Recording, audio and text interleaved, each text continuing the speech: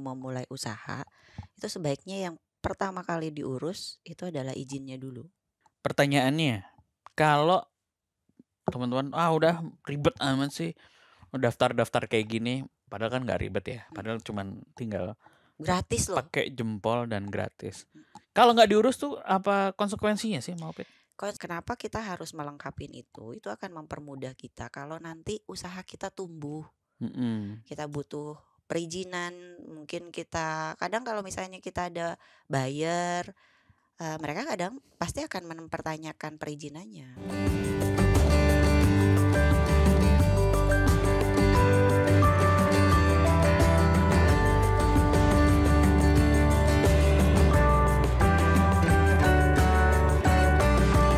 Podcast Naik Kelas. Assalamualaikum warahmatullahi wabarakatuh. Waalaikumsalam warahmatullahi wabarakatuh. Episode 4 dan kita sudah ganti baju dong. Bapak Mimir Seasa, kita kembali ke laptop membahas seputar dunia kewirausahaan supaya kita semua bisa naik kelas. Tentu saja ya, naik kelas itu kan nggak bisa langsung dari sini tiba-tiba kecuali Percepatan. kecuali Anda anak sultan. Keserimpet nih ngomongnya. Anak sultan boleh dong usaha. Boleh. Oh, boleh. Ya, makanya dia nggak naik kelas, dia langsung di atas. Iya, dia apa sih kalau yang sekolah percepatan itu? Apa namanya? Akselerasi. Tapi dia beli sama dia sekolahnya langsung saya beli aja nih sekolahnya. Nah iya, jadi kita lagi-lagi ngobrol di podcast Naik Kelas ini untuk membahas seputar dunia kewirausahaan yang kemarin kita udah ngomongin ide usaha, ngomongin gimana caranya memulai. Terus modal. Ngomongin tipis-tipis modal gitu ya. Kali ini saya ingin bertanya nih sama Maupit, karena Maupit ini kan sebenarnya praktisi trainer, certified trainer gitu. Ketika, nih pertanyaannya gini Maupit. Harus ya. Certified trainer. Ketika saya mau mulai usaha nih, aku nih anak baru lulus SMA nih ceritanya. Oke. Baru lulus kuliah gitu ya. Terus aku mau mulai usaha karena saya ingin menjadi seperti Elon Musk, Mas Elon. Terus Mas Melon. Nah, tadi kan kita udah tahu, aku mau bikin mobil listrik nih, kejauhan. Aku mau jual pop ice misalnya, lagi-lagi pop ice nih disponsori oleh pop ice soalnya. Gue es kepal deh. Es kepal Milo. Biar ada lagi, biar viral lagi. Kalau mau placement di sini ya guys. Nanti bikin itunya franchise es kepal Milo. Nah, ketika mau mulai usaha, haruskah saya membuat badan hukum? Haruskah saya membuat perizinan? Atau misalnya tahu-tahu saya ujuk-ujuk bikin bakso kelilingan, harus punya badan usaha nggak sih? Harus punya perizinan apa nggak sih? Atau bisa aja ya udahlah jualan lewat WhatsApp. Karena kan kemarin waktu pandemi sesimpel orang buka jualan langsung di sosmed, ya udah tinggal jualan kan, gampang banget. Di WA juga bisa. Nah itu gimana? Apakah aku harus membuat perizinan? Ya sebetulnya perizinan itu penting banget, dan memang kalau mau memulai usaha itu sebaiknya yang pertama kali diurus itu adalah izinnya dulu. Salim sama ibu ya. Bu boleh minta izin pinjem pancinya. Izin. Itu ya izin. Kan izin. Izin pinjem dananya, izin pakai propertinya, itu kan izin. Termasuk di kita itu ya, di Indonesia diatur dengan harus mengurus izin. Nah kalau dulu mungkin sempat kalau mau usaha itu harus ada SIUP. Apa tuh? Surat izin usaha. Ya gak sih? Surat. Ya bawa SIUP tuh. Yeah. Kalau sekarang itu sudah dirubah dengan namanya NIB. Tahu nggak NIB? Googling dulu ya. Enggak, saya mau balas ini orderan. Padahal googling ya. NIB itu nomor induk berusaha. Dulu tuh SIUP namanya surat izin usaha perdagangan.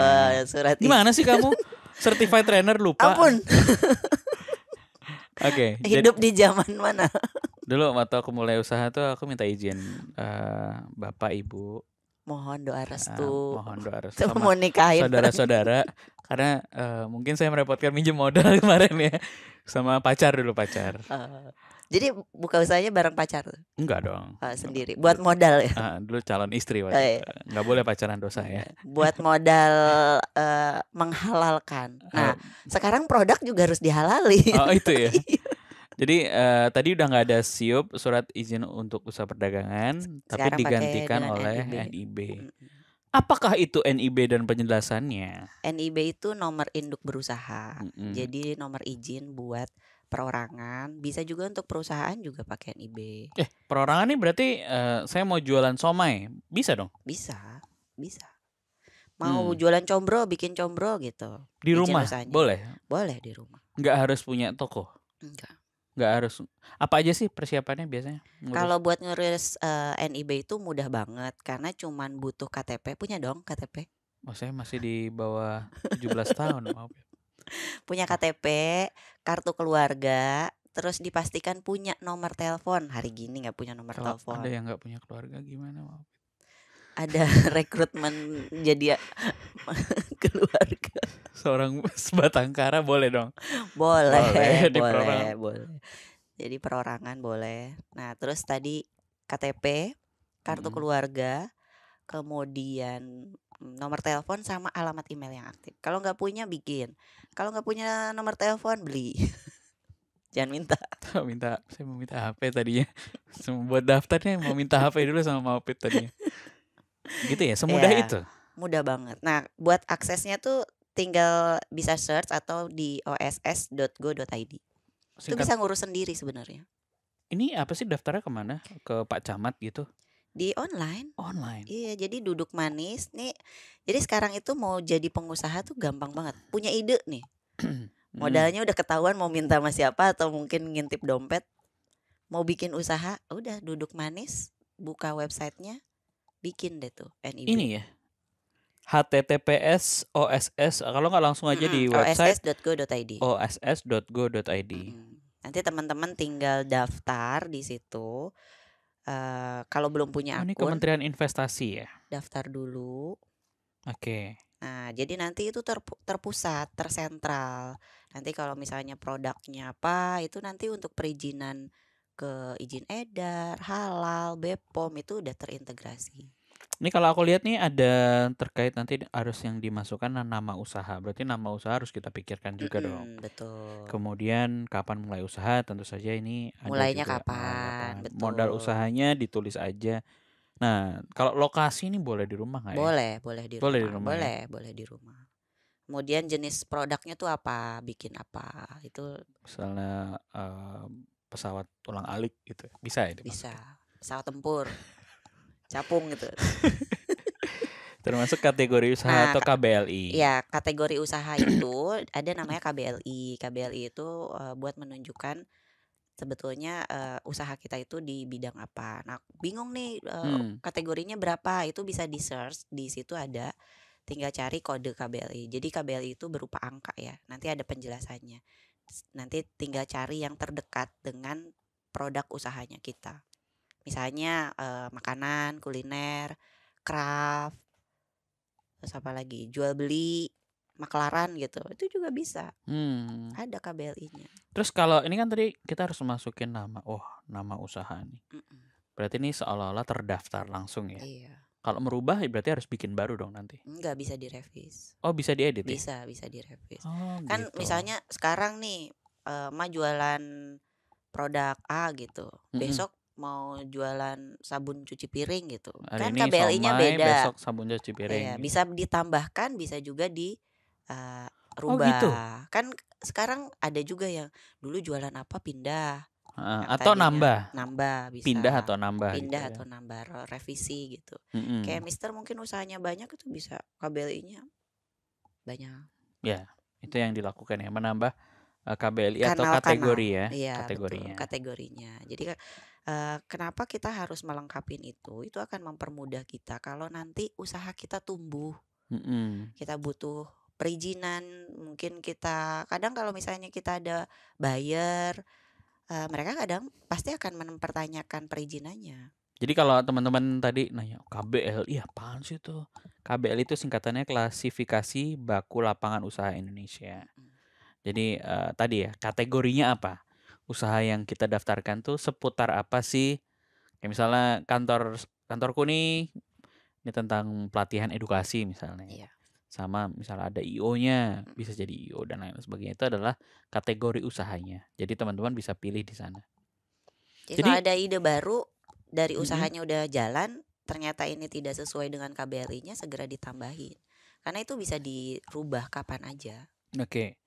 Pertanyaannya, kalau teman-teman udah ribet amat sih daftar-daftar kayak gini, padahal kan nggak ribet ya, padahal cuman tinggal gratis loh, pakai jempol dan gratis. Kalau nggak diurus tuh apa konsekuensinya sih, Maupit? Konsekuensinya itu mungkin untuk naik kelas agak PR ya. Misalnya kita membutuhkan kolaborasi mau masuk supply ke restoran misalnya. Ya, ke restoran itu atau nanti mungkin ke instansi-instansi. Biasanya mereka pasti akan minta kode berusahanya. Kode berusaha. NIB-nya. Kemudian izinnya. Kalau dia makanan ada izin edar. Nah, untuk bikin ngurus izin edar tuh PIRT, BPOM wajib punya NIB dulu. Oh, jadi untuk mengurus semua kelengkapan usahanya yang nanti ya setelah ini mau daftar merek, mau daftar merek, halal dan lain-lain, yang dibutuhkan adalah NIB yang diurus di oss.go.id ini, teman-teman. Dan itu aksesnya kan pakai email sama nomor telepon. Jadi nomor teleponnya jangan ganti-ganti. Tapi saya setiap minggu beli pulsa, beli nomor. Kebanyakan pinjem 100 ini. Habis pinjem kabur ya. Ganti nomor. Jadi nomornya sama alamat emailnya itu dipastikan dicatat dengan baik, karena itu akan dipakai seterusnya. Oke. Jadi ini long last ya. Iya. Harapannya. Jadi kalau bisa nomor teleponnya kan, karena nanti biasanya sebuah nomor telepon usaha itu kalau aku ya dipakai buat daftar perbankan. Ya kan pasti nggak boleh ganti-ganti dong. Iya, betul. Supaya nggak angus, itu biasanya kalau aku bilang sama teman-teman yang sama-sama UMKM, aku bilang ganti aja langsung ke pasca bayar. Mahal nggak sih? Kan sama aja. Cuman dibayarnya belakangan apa di depan? Enggak kan, kayak tagihannya ya di beda. Tadinya bayar di depan, sekarang bayarnya di belakang. Kan prabayar sama pasca kan, pasca setelah gitu ya. Bedanya cuma itu doang, tapi nomor pasca bayar kalau di nomor handphone itu nggak, ya seringkali memang terdaftar secara resmi dan nggak angus gitu loh nomornya. Kalau angus kan amsyong, nanti kita kan nomor customer di sini, terus kemudian tadi perbankan juga dan nomor yang kita pakai ini untuk pendaftaran kan juga kita pakai untuk selamanya juga gitu ya. Jadi paling nggak itu bisa jadi satu tips juga gitu ya. Kemudian kalau kita ngomongin izin usaha gitu ya, mungkin ini perlu kita bahas lebih lanjut karena panjang, ada banyak hal. Kalau aku mau bikin usaha nih harus bikin ini dulu nggak sih? PT atau CV atau apalagi gitu ya, UD gitu kan? UD tuh unit dagang ya? Unit dagang gitu ya? Apa udah? Toko bangunan biasa. Toko bangunan itu kan ada proses naik kelasnya kan ke sana ya. Nah ini ada hubungannya nggak sih sebenarnya? Ada. Nanti kalau NIB itu nanti dipakai kalau misalnya kita sekarang PT aja, untuk bikin PT itu ada PT perorangan. PT perorangan itu modalnya cuma 50.000 buat bikin akte pendiriannya. Tapi sendirian, namanya juga PT perorangan. Jadi ya CEO-nya dia jomblo pasti nih. Ini yang jomblo pasti pengennya PT perorangan nih. Jadi bikin PT perorangan biar keren gitu, mau pakai PT boleh banget. Itu modalnya cuma 50.000 untuk yang distorkan ya ke negara, itu 50.000. Tapi teman-teman sebetulnya kalau memang belum ada kebutuhan untuk legalitas sampai ke PT, dengan NIB pun sudah bisa diproses untuk mengurus perizinan yang lainnya seperti HAKI. HAKI bisa perorangan dong? Bisa, HAKI bisa. Terus PIRT juga sekarang tuh untuk izin edar makanan-makanan tertentu yang beresiko rendah itu bisa juga dibuatnya secara online.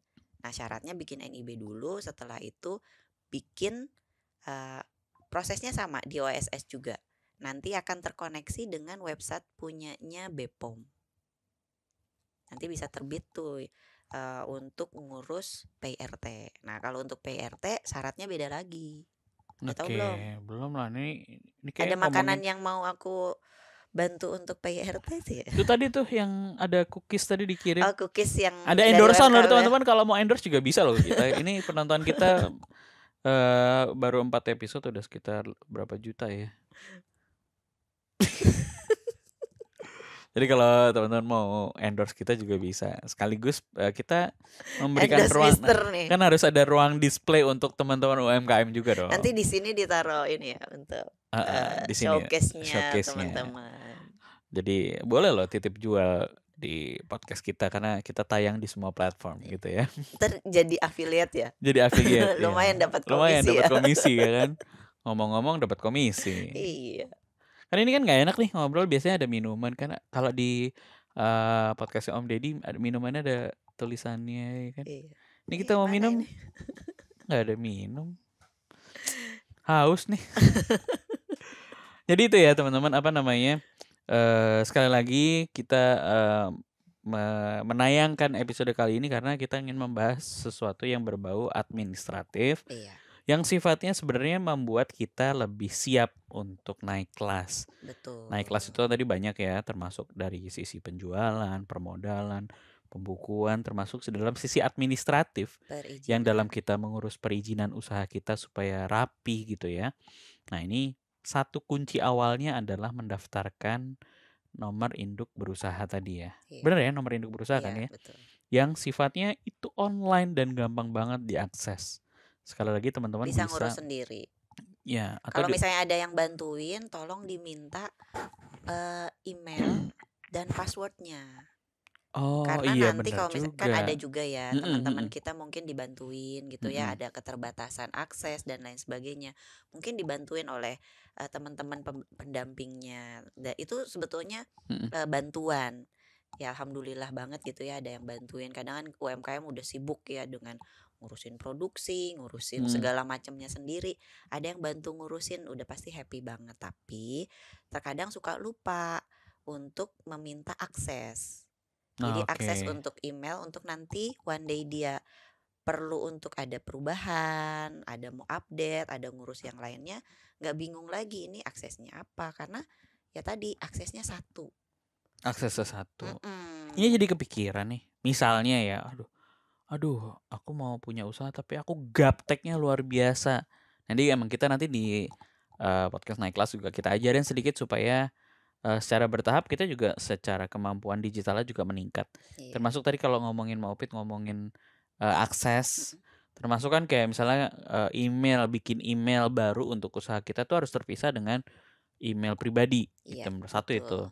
Jadi kita bikin email, rinciannya step-stepnya itu adalah kita membuat email, ditulis emailnya, ditulis passwordnya, lalu baru minta tolong orang lain gitu ya. Jadi akses tetap kita punya, jangan sampai dibikinin orang, bahkan sampai emailnya dibikinin orang dan orang itu nggak peduli, lupa, ya udah amsyong, kita harus mau ngurus lagi agak repot, agak PR. Karena email ini penting sekali. Kenapa? Nanti kaitannya dengan teman-teman kita akan belajar juga, belajar sosmed gitu ya, betul. Bikin Instagram, nanti jualan pakai Meta di Facebook, di WhatsApp, di Instagram.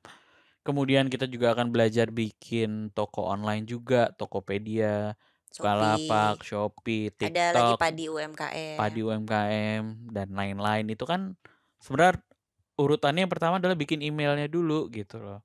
Jadi jangan sampai bahkan email aja kita nggak pegang. Ini kayak ibu saya gitu. Ibu saya juga gitu. Ya mungkin orang tua kita ya. Bapak saya, ibu saya, bapak ibu mertua saya, semuanya saya yang pegang email dan passwordnya. Karena kalau lupa saya yang diomelin gitu. Kok mama nggak bisa, kok papa nggak bisa. Nah ini kan kebiasaan. Juru kunci berarti ya. Juru kunci memang.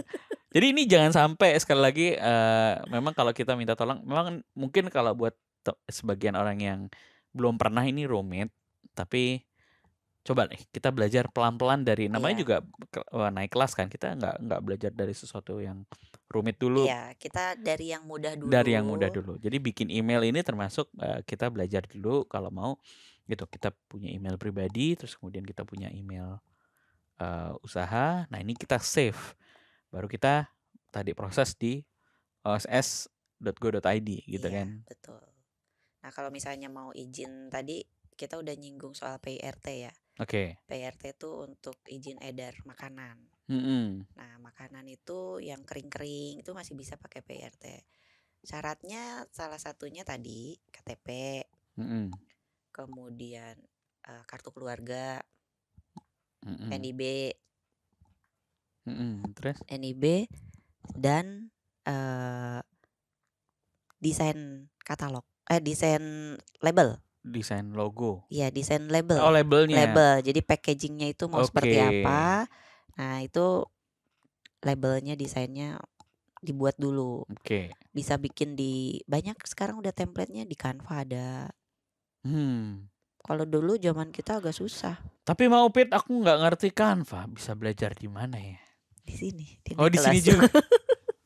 Nanti ada Banyak kelasnya ya. ya. Pokoknya yang penting Aduh. ikutin aja dari episode pertama, kedua dan seterusnya. Nanti kita sama-sama naik kelas. Oke, gitu ya. Iya dong. Jadi emang naik kelas tuh nggak bisa langsung ya mau Pit.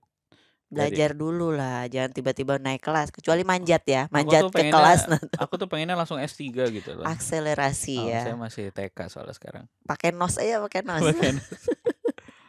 Oh iya ya, benar juga ya. Jadi tadi mempersiapkan untuk PIRT itu ada prosesnya juga yang harus kita submit pelan-pelan ya.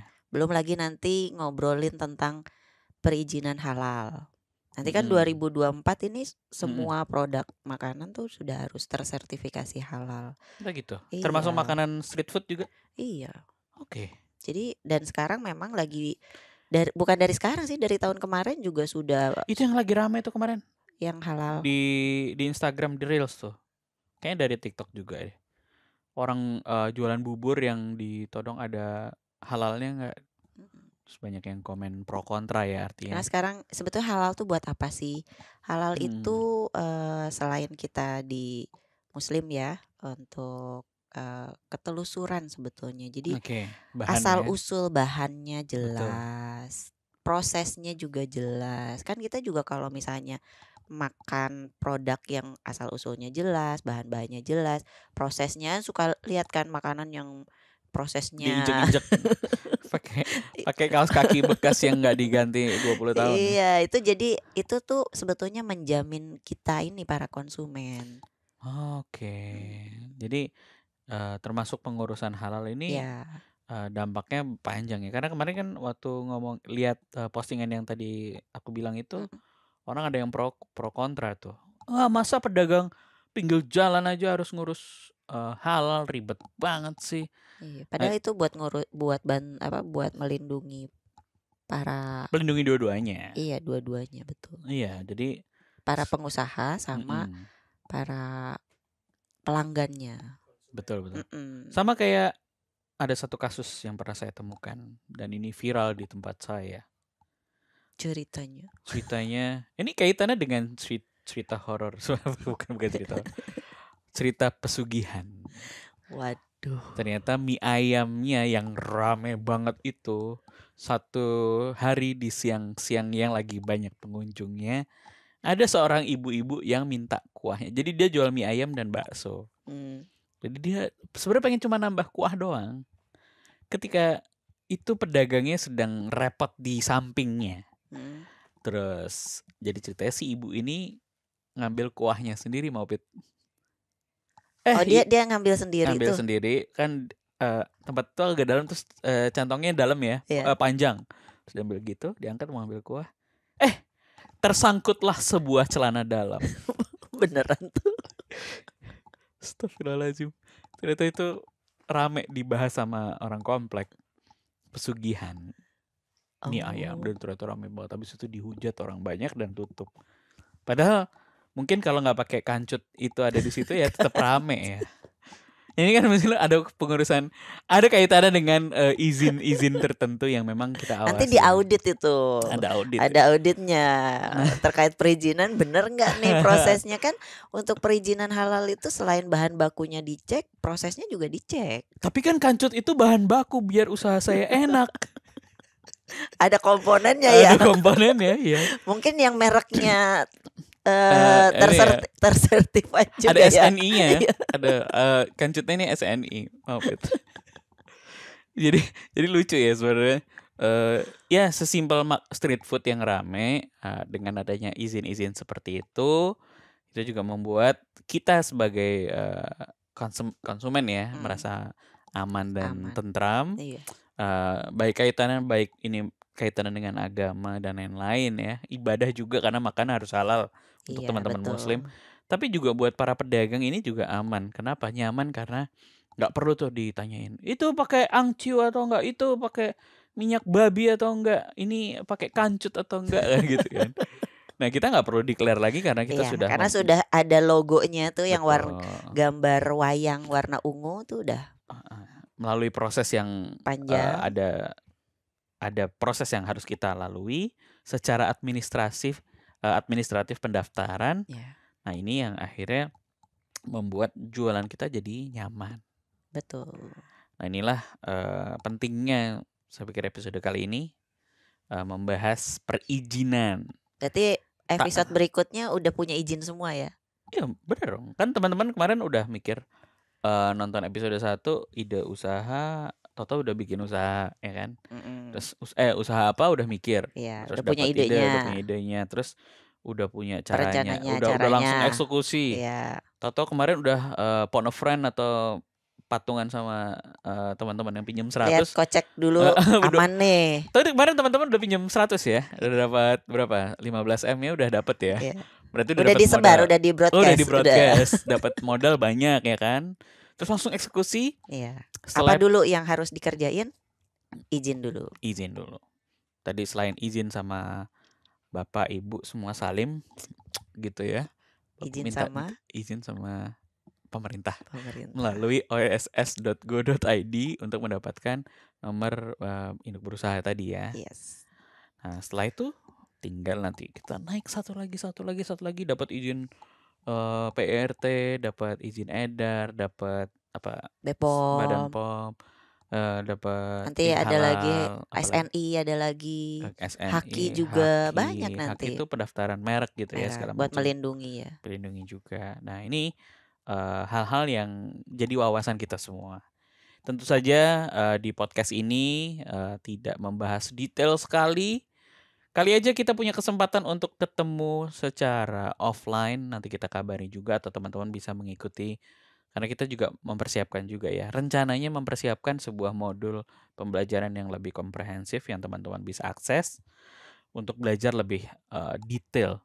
Kita podcast ini kan ngobrol gini aja kan. Jadi teman-teman paling nggak dapat wawasan yang seputar awalnya dulu. Tapi untuk mendalaminya tentu saja teman-teman harus nyoba praktek seperti apa yang kita lakukan tadi, kita jelaskan ya. Dan sekali lagi karena terbatas oleh waktu, durasi gitu ya. Penasaran kan sebenarnya ngobrol ini nggak habis-habis. Terutama yang tadi ya, yang diangkat. Oh kancut, obrolan kancut itu nggak habis-habis. Jadi obrolan kita masih banyak dan kita harap teman-teman juga bisa memberikan insight juga, keluh kesahnya, kesulitannya, apa yang ingin dibahas, apa yang mau di-sharing, atau mau duduk bareng di sini, atau mau sharing. Nanti kita juga undang teman-teman juga loh kalau boleh banget. Teman-teman udah punya usaha, pengen berbagi juga sama teman-teman UMKM yang lainnya, mau mikro, mau kecil, atau Anda anaknya Sultan yang punya mobil Tesla gitu ya, Mas Elon mau datang ke sini, mau sharing sama teman-teman UMKM lainnya, ya silahkan. Kita sudah siapin kursi di bawah kayaknya. Ada tiker di situ, bisa ngobrol. Kita lesehan maksudnya, kita lesehan. Bisa ngeriung ya sambil makan. Sama makanannya. Jadi kita bisa ngobrol, silakan share, follow, subscribe podcast kita, YouTube kita, kemudian Instagram kita di @naikkelas.id. Dan kita bisa diskusi di sana. Oke, terima kasih teman-teman semua. Sampai ketemu lagi di episode selanjutnya. Pastikan kita ganti baju ya. Sampai jumpa di episode selanjutnya. Assalamualaikum warahmatullahi wabarakatuh. Waalaikumsalam warahmatullahi wabarakatuh. Podcast Naik Kelas.